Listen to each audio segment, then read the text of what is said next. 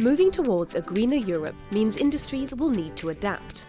Energy from coal and oil will need to be gradually replaced by green alternatives like solar and hydrogen. Technology will also play a vital role. MEPs want more investment in research and development in pharmaceuticals and digital technology.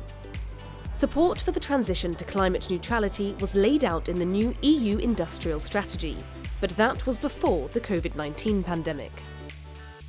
Adeguarla a quello che è accaduto, all'impatto profondo che questo ha avuto sulla società, sulle imprese, in particolare su quelle piccole e medie.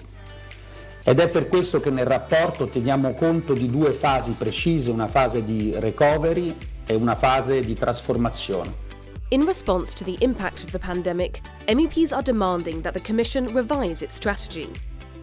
First, Parliament wants to help businesses overcome the crisis, whilst saving jobs and enterprises, and then support them through the digital and green transitions. MEPs want to make sure vulnerable small and medium-sized businesses are protected. Parliament is calling for a socially just transition for the industrial sector by investing in research and new technologies and reskilling workers for jobs of the future.